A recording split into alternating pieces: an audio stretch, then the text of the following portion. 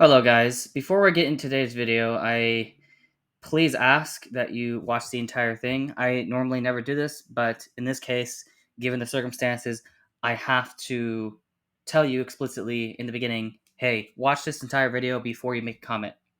With that in mind, I think you understand why. Hello, this is Christian Idealism, and today I'm going to answer 3 questions for you guys, which some might find interesting. The first question is, what would convince me that Catholicism is false? Because I'm a Catholic. Number 2 is, what would convince me that Christianity is false? So some kind of mere Christianity. And then finally, what would convince me that theism itself is false? So here's the thing. If you can disprove theism, then you can also disprove Christian theism and Catholicism. If you can only disprove Christianity, then you can also disprove Catholicism, but it wouldn't disprove theism. And then if you could disprove Catholicism, then Christianity or bare Christian theism and theism would be safe, right? And so I'm going to start off with answering the first of those, which is, what would convince me that Catholicism is false? So here there's a few things. Another way you could disprove it, I would say, is if you can show that Catholicism is incompatible with some kind of universal reconciliation, or at least that that there's no good reason to think that the Catholic God would have any interest in saving all people, then that would call into question the morality of the Catholic God, and therefore would have me question whether this thing is true, like it can actually be trustworthy or not, right? Because for me, I'm not just looking at whether it's true or not. What I care also about is the moral character of the God in question. Because if I discover that the God behind Catholicism in this case is an immoral God, then I have more reason to believe that this God is actually just a demiurge. Like, even if he did exist, like, I have no reason to believe that this is like an all good being or something. And so I would just say, yeah, the Catholic God exists, but he's just a demiurge, and so I have no reason to like follow him or anything. That would be another path you could go.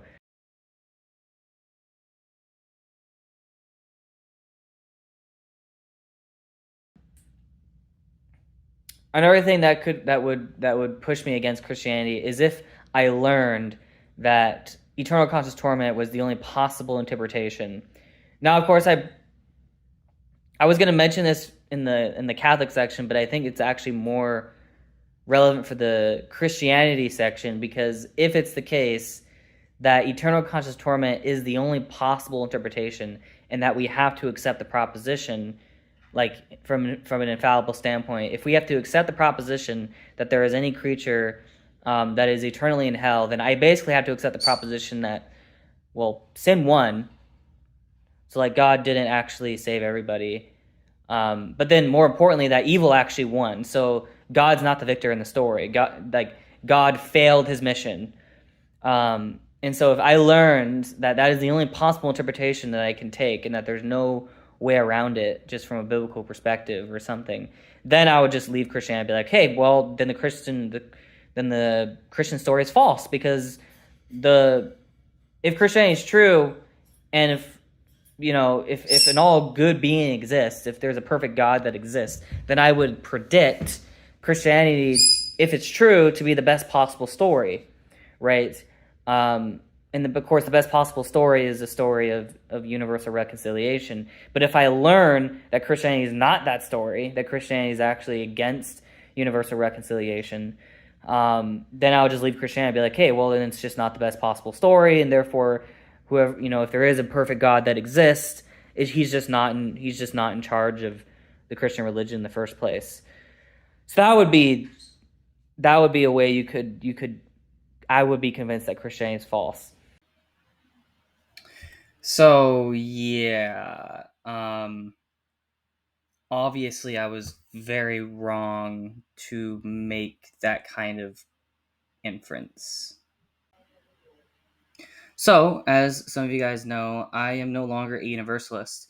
In fact, I took down one of my older streams about universalism where I gave some of the arguments for it, and that's just because I changed my mind. Now, I should also clarify that the videos that you just watched are videos that I made about 6 months ago. And in that video, just a little context, I gave reasons as to, I guess, what would falsify, my religious beliefs. So the title of the video is literally called "What Would Convince You That Your Religious Beliefs Are False?"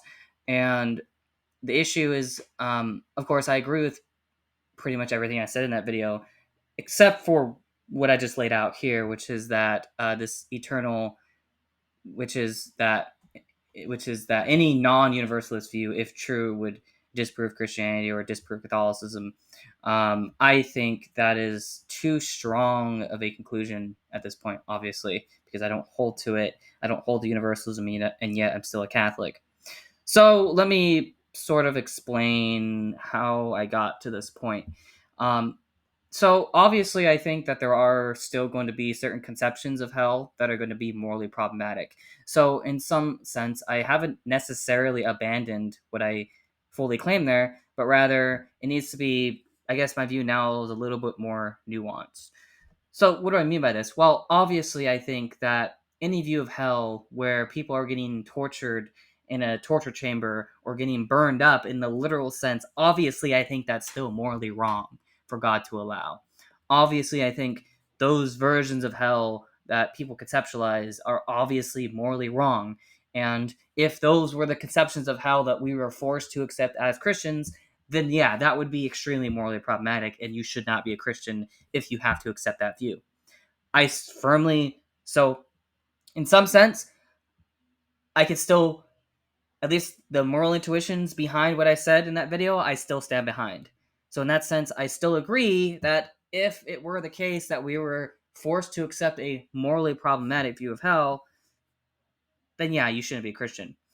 However, it doesn't follow that those morally problematic views apply to any non universalist position. That is where I think I was wrong. And I want to apologize for that. I sincerely want to apologize that I was wrong in making that inference. Um, I'm not going to explain too much in detail in this video about why exactly I changed my views on this particular topic. But if you want to know what my views of hell are, you can just read my paper on the differentiated divine presence model, where I give a full outline of what my view of hell is. I'm not going to explain what my view of hell is in this video. You can just go, read that paper. I will leave a link in the description. But the point is that I was wrong. I was wrong about universalism. I was wrong about the nature of hell. And for that reason, I want to apologize. I want to apologize because you know, I set the criteria. So I set, hey, if I'm convinced that this view um, is cannot be compatible with Christianity, then I'm going to leave Christianity. And obviously, I didn't hold up my end of the bargain. Now, there's a few reasons for this, but I'll give you the main reason in this video, and then I'll explain. So, one of the main reasons why I came to, I guess you could say, not accept that conclusion, the conclusion that all non-universalist views of hell are morally wrong, is because there are actually non-universalist hell that I would say are not morally wrong. Um, why is this the case? Well, here's one view which I think is very plausible. I think that, a moral principle that we could put on God is that in order for God to be all good, he must ensure that every creature, regardless of their choices, has a life that is good on the whole. Okay? I think that is a pretty good requirement. I think that's a pretty good, standard of what, to judge whether God is good or not, and depending upon, how you look at it. And so, what I would say, and I'm willing to defend this position, is that even those in hell, so even those that have rejected God, are still going to be given lives that are good on the whole. Now, how is this possible? Well, I would say that because they have rejected God's love, then obviously they're not going to receive the beatitude of vision. Obviously, they're not going to receive the graces, like the supernatural goods that come with heaven. But I do think that they don't lose access to all goods. So I think that, and I outline this more in my paper, but I do think that even those that are damned, if they so choose, they can live a life that has what I call maximal natural happiness. In other words, they can have a certain level of happiness within the confines of natural reality. In other words, the reality that we currently experience, or at least um, that we at least the goods that we're familiar with, right? And that's just because I think the supernatural goods, the beat of vision, all that stuff, I think those are supernatural goods, and obviously we don't have access to those right now. So I think that those goods are only going to be accessible to us when we enter heaven. But as long as we're, not in heaven, then we're not going to have access to those goods, right? Because we're not fully united to God in terms of theosis and deification, whatever view you want to accept. Um, and so because of that, then I would say minimally, God has to ensure that every creature um, make sure that every creature has a life that is good in the whole, right? And this even includes those that are the damned, even those that reject God. God is still required to give them good things, right? Even if it's not the beta vision, or even if it has nothing to do with supernatural goods. I would say that God is still morally required to ensure that even those that reject him must receive good, so that they can have a life that is good on the whole. Okay, that is what I think it is. That is what I think is a moral requirement of God. Now, I understand many people are not going to accept that view. I understand that on one side you're going to have the Universalists, which claims no, God needs to give them the vision no matter what. It doesn't matter, even if they reject him. He just has to force himself on them, or he could find a way to reconcile them. Okay, um, I don't agree with. Obviously, I don't agree with the Universalists, but I also don't agree with certain classical theists. There are certain classical theists out there that take much less stricter views. Some classical theists say that God can do whatever he wants, right? God, is not a moral agent. Obviously, I don't agree with that. That's absurd. I also don't think that setting the bar so low is going to be really helpful. So, for example, like one view that you could take is that, well, God only needs to ensure that these creatures exist. Okay, well, obviously, I don't agree with that. Obviously, I think that's wrong. Okay, just because you exist doesn't mean you have a good life. Okay, at least a life that's good on the whole, right? It's not. It is not. I'm sorry, but it just because you exist, okay, that doesn't logically entail that you have a life that's good on the whole. It just doesn't. Another thing too is there's also a somewhat stronger version of this, which says that, well, God only needs to show his love to someone one time. So basically, like, God only needs to ensure that at one point in someone's life that they receive something that's good, right?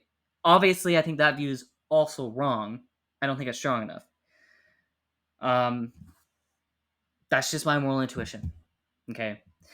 So, like I said, I take a very strong position in the sense that I think it is morally required, in order for God to be all good, it is morally required that he gives every creature a life that is good in the whole.